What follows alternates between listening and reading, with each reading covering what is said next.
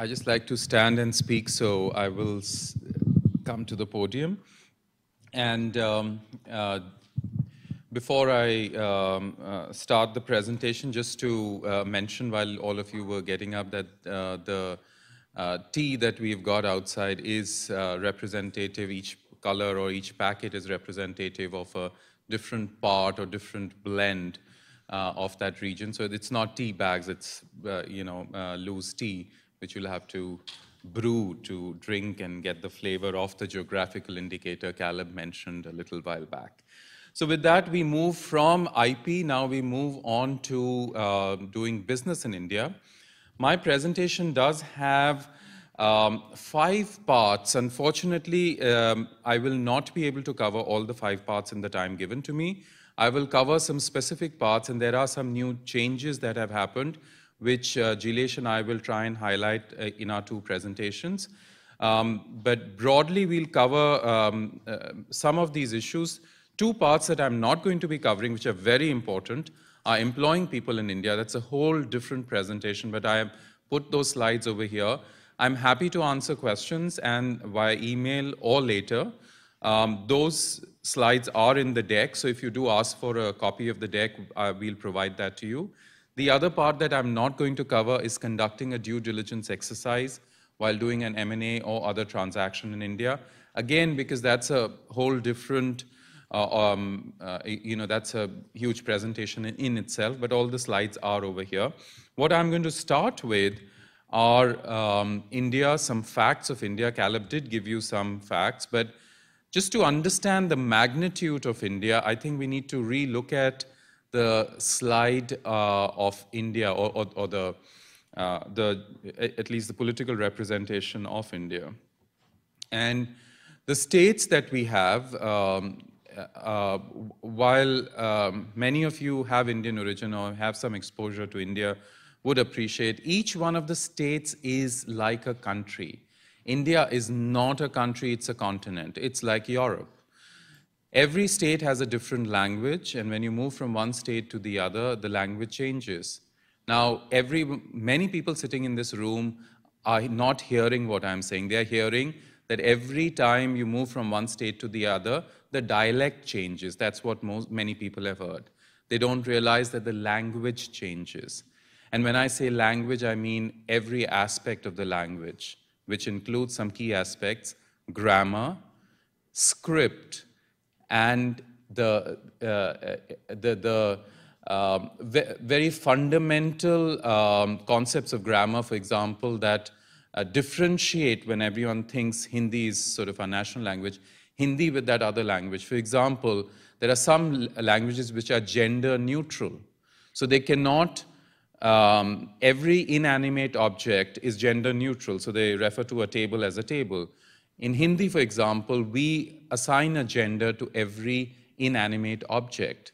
So Bengali is gender neutral. So when you move from, somebody from Bengal starts speaking Hindi, they can speak Hindi, but they use the wrong gender for inanimate objects.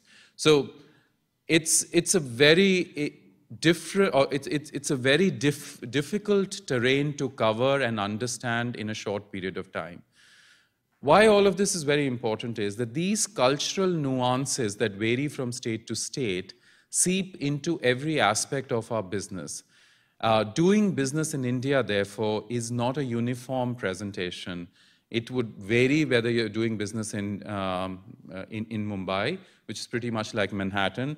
It's an island, isolated from the rest of India. And what happens there really doesn't happen anywhere else in India. It's really a world in its own. From Delhi, which is the political capital, very similar to Washington, D.C. Again, isolated just because all the regulators, everyone is sitting there. Very, very powerful in terms of political power. Calcutta, seeped in culture, seeped in the language I just mentioned, Bengali. And a little bit laid-back lifestyle. Chennai, which is coming up in the south, should point them out though, otherwise you wouldn't know where they are. So Chennai is here, Calcutta or Kolkata is here, Delhi is here, Mumbai is here. And the city that I come from, Bangalore over here, Hyderabad, all of these cities are coming up. Each one is coming up very differently, and each one is imbibing the culture of the place that it is in, or the state that it is in. So you can understand, Caleb mentioned about the elections. So we have over 1.2 billion people, not all of them, some of them are children, so they don't have a franchise, but to conduct an election in India is a Herculean task. And I was just chatting, I think, with Ed before, that he said, why did it take so long to conduct the election? Just because you had to take the polling machine up the Himalayas to reach those small remote villages to, densely populated regions. So we have 18 official languages. Again, when I say languages, they're all different. So when I move from one state to the other, I cannot read, write, understand anything about the language. It's like from Germany, you've flown straight to Korea. And we do have, we are the fastest, we are the fourth largest economy in terms of IT. We are one of the fastest growing superpowers. We have a few legacies of the British, the Indian Railways, the bureaucracy, all of them are part of that legacy. Coming to India's industrial policy. So we were a closed economy until we realized that we couldn't be closed anymore. So 1990s, I guess, when the realization, internal and external, IMF helped us, pushed us, happened. And then we liberalized our economy. 91 was when we started this whole movement. And once we liberalized our economy, we have, over the years, we kept liberalizing it, making it easier for foreign investment, for foreigners to do business in India. I was just chatting with a few people earlier. And it is today, from 1990 to today, it is really very, very easy for foreign investors to invest in India. Now, we can come to doing business in India and the nuances and issues with that, but purely investment, very easy. There are a few areas I've listed over here, which most countries would prevent, and those areas are areas where we don't encourage foreign investment. Then we have some nuances which are unique to India. For small-scale industries or cottage industries, we do have some level of reservation. But the major change that has happened, or the issues that are coming about, are our company law has changed, or our corporate law has changed in India, and most of the provisions of the Companies Act have become applicable from 1st of April 2014. I have a critique outside, which I would encourage each one of you to pick up, that doesn't list out all the changes, but it lists out changes that may be relevant for you or for clients that you're working with.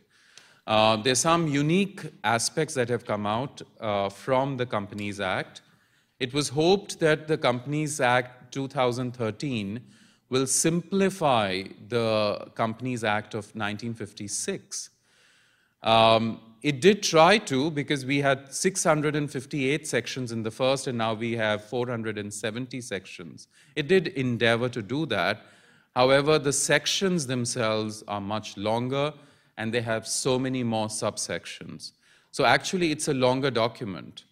And the interesting thing is that it has a lot of delegated legislation, which means that every section pretty much has a set of rules, regulations, and notifications that are going to be, most of them have come in place other than the tribunal.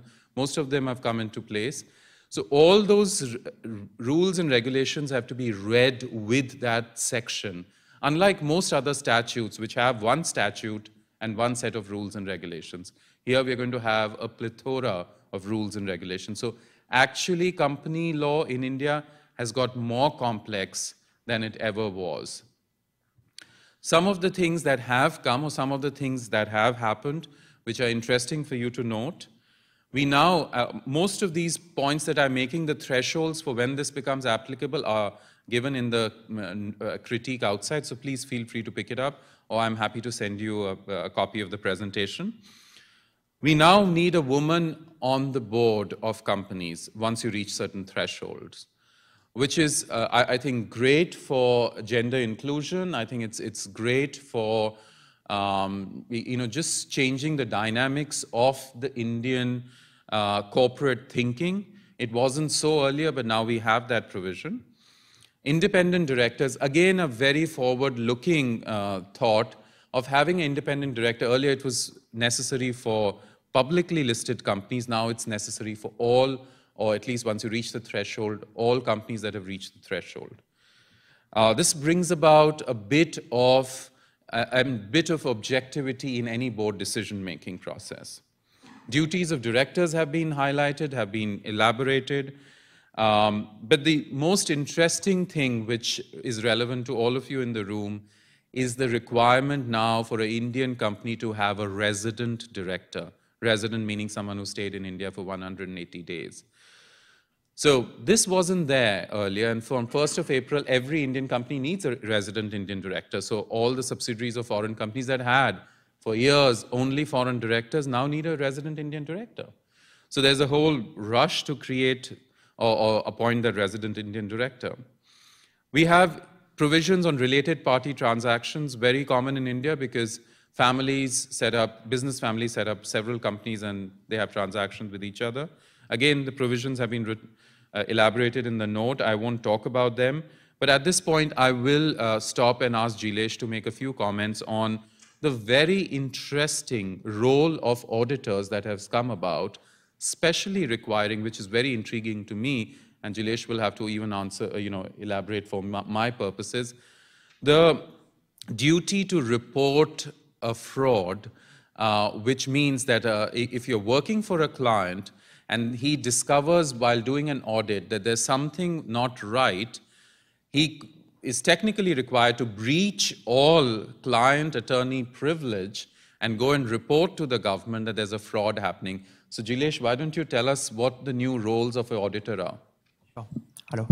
So what has happened is, as Sajay mentioned, the whole theme of the Companies Act or the new Companies Act 2013 is, in line with the international principles, giving more, ensuring that the shareholders' rights are protected and, giving a lot of including class action suits, to employees and so forth.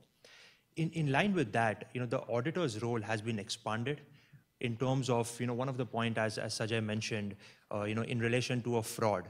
So in the past, you have certain privileges, where you do not need to report, but in the new Companies Act, to a great extent, it makes it mandatory and much more onerous, on an auditor in their role, both in the way they practice it and how they do it, and if even there is any doubt.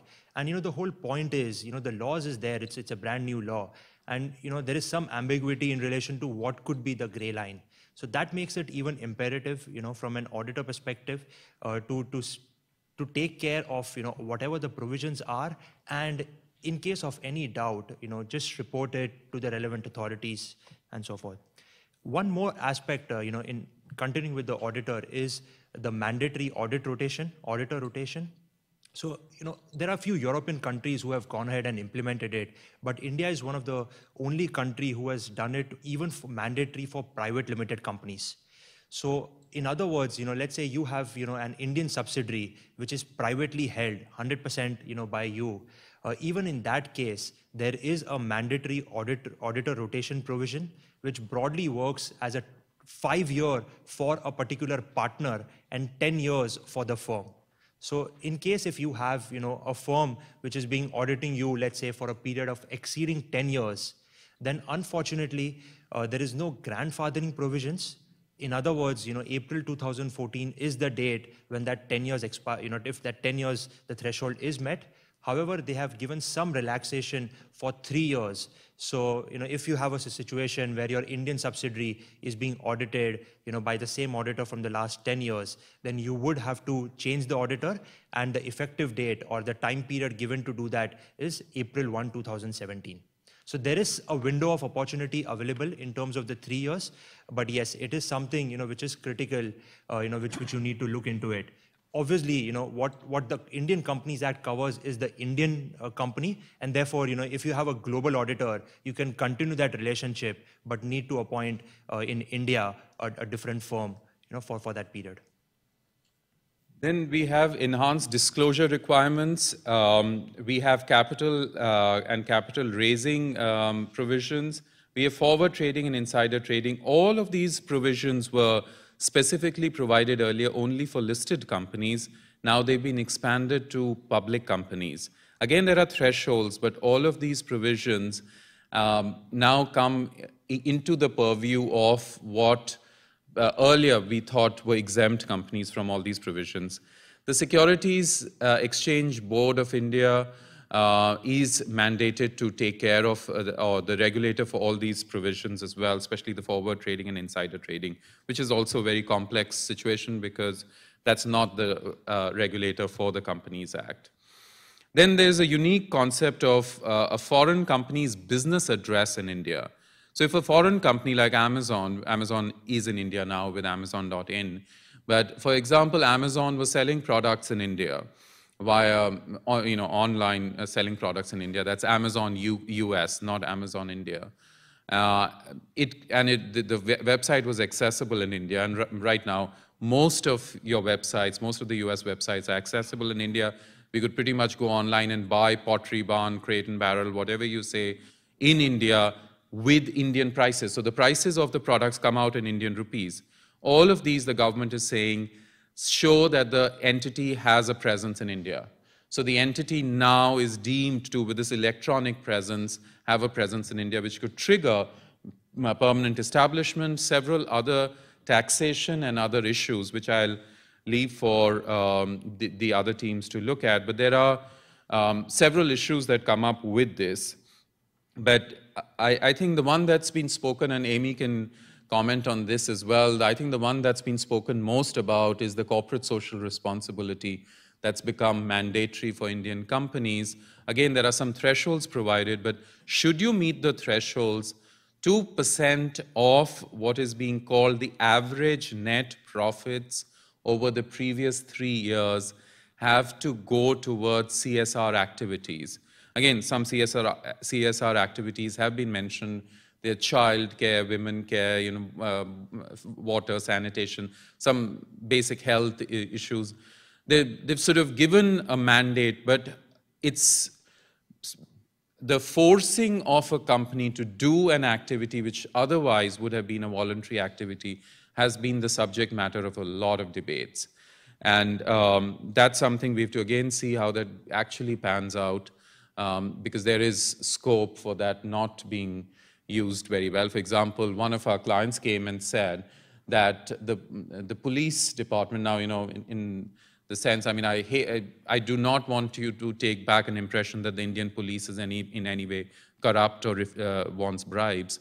But however, there was a situation where the police came to this client and said, you don't give us, you don't take care of us and all of that.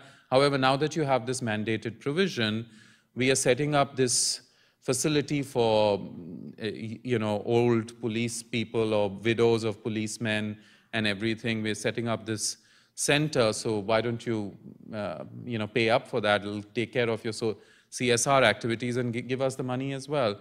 So, I mean, there are these situations. I don't know how that's to be dealt with, and something that we don't have clarity on. It may be appropriate, or it may not be appropriate, because obviously the company knows that this money that they are paying will get them, so to say, protection for a period of time, or they won't be harassed by the police. So again, I don't want to give you the impression the police harass people, but it was just a situation where a new way of extracting a bribe has come about through the CSR, which I felt I was quite surprised. So, But Sajay, on that, I think we also have to be realistic about some of the corruption issues. I don't know if you're going to talk about corruption at all. No, I'm not. So you please okay, do comment. Just to maybe give an overview, a lot of U.S. companies, when they first go into India, they know and they kind of hear of corruption as an issue. And I think the main thing is given the FCPA, the Foreign Corrupt Practices Act obligations, which require a U.S. company and a U.S. citizen to adhere to certain norms, that when you go into India, you have to be very careful. Because if you are asked to give a donation or do something else, it actually may be for something else that could be closer or more like a bribe. So, just as you're advising companies, they have to be very careful. There are plenty of companies who are very successful in India, who don't pay bribes, who are not engaging any corruption in India, but it's also, I think, important to be mindful of it as you go into India. And also, On the corporate social responsibility, I think, I hope, it's my hope that the government starts to develop these regulations that provide a little bit more clarity as to what really is going to be a legitimate CSR contribution versus just, because I can say right now, a lot of, very legitimate NGOs are trying to make sure that they, can take advantage of this and use the money in a good ways, and then you have a lot of people who maybe are not so honest about it. So I have faith, like here in our laws and regulations, stuff gets worked out as time goes on, and I think it. So on both the points that Amy mentioned, my last slide has one little bullet, which I doubt I will reach the last slide because Heidi is going to show me my timeout card soon. But the last slide, if we reach or if I email it to you, says that in India, what you need is time. And time is something very important. So if you're in a rush, nothing will get done, and you can't be frustrated and say, I have to pay to get this done. Well, then, allocate enough time and it'll get done. It's just that when people want to move things faster than the system can cope, that's where the corruption comes from. But if you allocate enough time, you do not need to pay a single rupee and you can get everything done in due process. But have time and faith. With that, we move to foreign investment in India. And foreign investment, I said, is welcome, and please bring all your dollars in India. We love your dollars. So just keep bringing them in. We welcome foreign investment. We do, of course, offer incentives in certain areas. We do want more money to come into certain areas. R&D is one of them. And certain states may encourage you with certain additional incentives than the federal government. So check out the states, check out where you want to locate your company, or if you're advising a client, where they would like to locate a company, and then take advantage and come and set it up in that particular state. Some areas are restricted. The last bullet in the restricted category, again, Amy will vouch on this, has been a lot of debate, is the retail trading. And that continues to be an issue. I think whenever somebody asks me about the retail trading, I say, haven't you seen You Got Mail? Anyone who's seen You Got Mail, the answer is right there. Tom Hanks and Meg Ryan fight in that movie. They don't know, they're also communicating, there's a love angle to it. But they're fighting in that movie. That's the fight that is happening in the parliament in India. It's the mom and pop shops against the large format stores.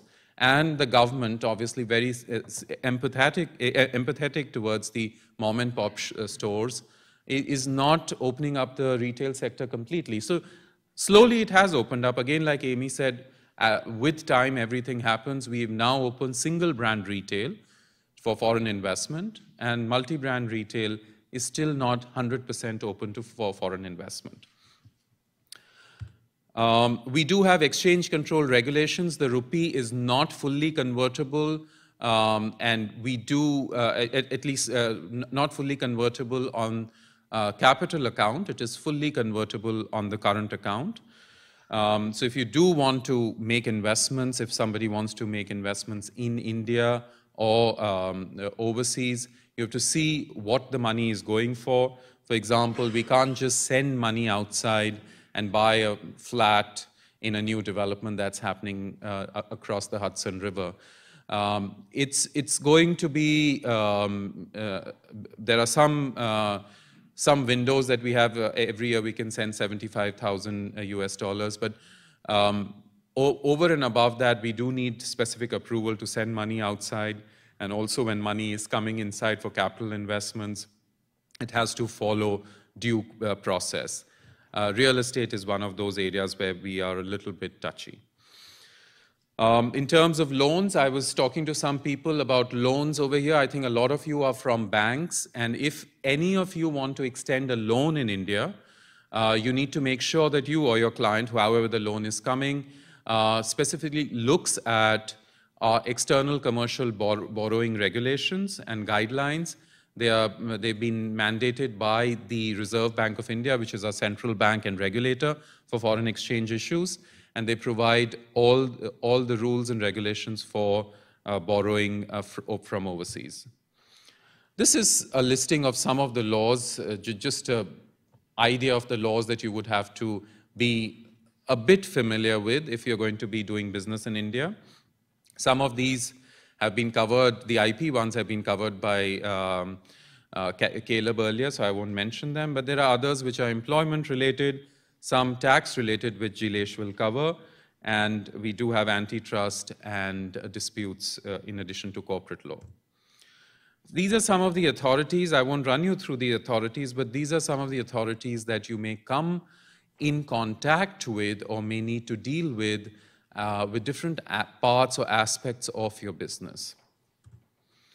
The forms of establishment, I was again talking about this a little while back with someone. You or your clients could use any of these forms. Your client could set up their own subsidiary, which is a very common way of getting into India.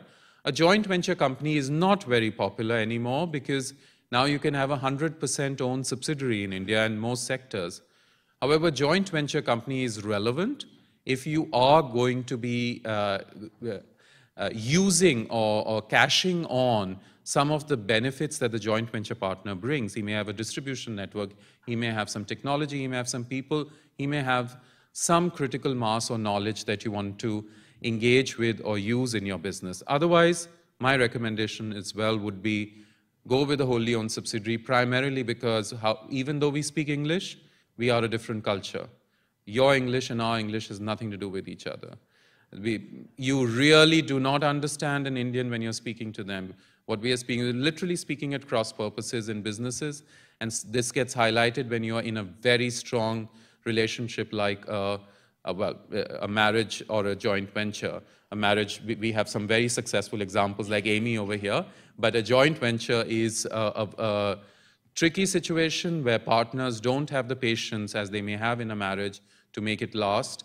And then when people are talking at cross purposes, and the typical issues come up, further capital raising.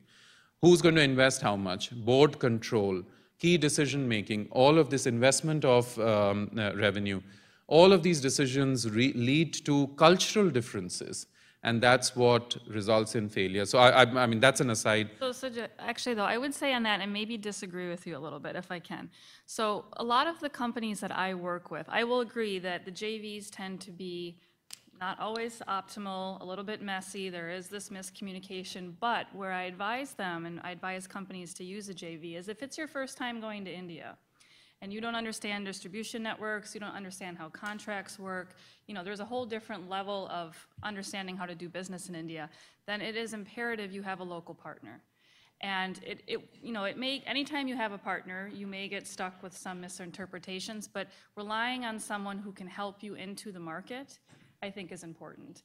And what I see for a lot of JVs is, you know, maybe a 10-year JV, and by that point, you hopefully know the market, you know your customers, you know the sellers, and you can kind of then exit, hopefully, the JV gracefully, and everyone's all the better. But, you know, advising a new company to go in on their own, not knowing it, can often, even if they're allowed to, right? Sure. So what I would say in those situations, Amy, when we are drafting the joint venture agreement, I ask the client and the other side to spend a lot of time on the deadlock provisions and how you're going to exit the JV, or how would you buy each other out? Would you creep, like a creeping acquisition? What are you going to structure in? It's very important to have those discussions upfront. Very difficult to have those discussions. It's almost like a prenup. Having those discussions upfront is very important in the JV because you know that things will, you know, in year 3 onwards, the tensions start coming out. So it's a good idea to do that, but absolutely right, if there is something like a distribution network or something that the partner brings, use that. The branch, liaison, and project office, all very quick to set up and quick to shut down. The other two are, the shutting down process does take time. But these are very specific. They are for the purposes mentioned here. And the tax rate applied to the profits or the revenue generated here is 10% higher, or generally around 10% higher than if you set up your own company in India. But these easy options are also available for setting up an establishment in India. Importing, again, we have an import policy which encourages imports, including second-hand goods, so long as they have a 5-year residual life. We are totally open to all kinds of exports and imports. We do encourage exports as well, but there are limitations on how much manufacturing we can export. We do have China, which is able to do so at a fraction of the cost. We are a services export company. In terms of imports, the things that are restricted are mentioned here, and some of them are currently, there's a lot of, in terms of protection of public morals is a big issue. There's a lot of, what has started happening is, because it's so easy to import things online, that people had started importing sex toys. And the whole issue is it against public morals to do so? Because there's no other provision where the customs authorities can stop that import, because they can't really say what it comes under. So it's an interesting debate and discussion as India evolves. I won't cover the employing people section because it is, as I said, a huge discussion on its own, but I have covered everything in my presentation, and if you look at the slides, it will take care of most of the items. I'll just mention that we do now have a Sexual Harassment Act, which requires you to have an internal investigations committee. This is a new addition to our laws, and just be aware of this and comply with it, or advise your clients to comply with that. I will also not be covering the section on conducting a due diligence because I have little time, but I will try and give you some tips before I leave on doing business in India. Some of them I've already given through my presentation, so just so that you can. So that's, I have another, in my other set of presentation, I have a picture with policemen from India and policemen from the US, which kind of gives a good comparative perspective. But we are very short on resources, and if somebody says that why is the police or somebody corrupt in India, you should check how much they earn per month and what all they're expected to do, what a taxing life they lead. That they have no family life, they're supposed to be on the street, standing, in the rain, hail, whatever. It's a very difficult life. Not justifying it, but I'm just saying that one needs to look at it in perspective. You need to give them a fair amount of remuneration if you don't want them to look around. So some tips. The Indian public and private sector, which means government and private sector, are totally different. And while your dealings with the private sector, or especially your dealings with somebody in, say, the financial capital of India, Mumbai, may be very different, dealing with the government in Delhi will be very, very different. So you need to be careful and plan accordingly. It's not the same kind of people. Face-to-face meetings, very important, and we have very good connections, therefore, which Jilesh is just going to be going on one of those. Air India has a non-stop from Delhi to New York, so I would encourage you to take that, and Newark to Mumbai. Please travel to India if you want to do business in India. Sitting here and doing business is not going to work. As I mentioned, we do speak English because we were colonized by the same island. And they left English behind in both countries. But we do have very different concepts of thinking. And one of the concepts of thinking, the fundamental difference in our thinking between the US and India is that we are a community culture, while the US is an individual culture. Here, people would think of themselves first, and then they would think of other people or other situations. In India, the first thought that comes for a person is the community. And the community could vary. It could be the family, it could be the group, it could be the company, any kind of community, it could be the school. But we think differently, and therefore a lot of that seeps into the way we work. Ajay, could you also mention something about hierarchy and just how hierarchy factors in? So I'll come to that in the negotiations, yeah. So the next point, I would say, if you are going to engage with a partner, like Amy mentioned, with a joint venture partner, it is important to check the person out completely. Spend a lot of time with them. Of course, do your background checks and everything, but spend a lot of time with them because you need to know them very well before you do business for them. Time is key. You have to allocate time. You cannot be in a rush. We have a very important, and these are some issues I'll talk on the next slide as well, but saving face. Face is very important for the Indians. we are very, very particular about looking good to our community. Again, the face is a concept from the community. We need to look good within the community. We don't want to be ostracized by the community. And every endeavor that every action that we do is to belong to that community. So be very careful. Insulting a person in a negotiation or putting a person down may not go very well for your negotiations. And well, Indians appreciate punctuality. We really respect it, though we are never punctual. Linked to what my next slide will say, during the negotiations, we love to talk. Indians love to talk. So during the negotiations, be very careful that the person who's talking and you're negotiating with actually has the authority to give the commitments that he's giving. Without that, you may not have a deal later.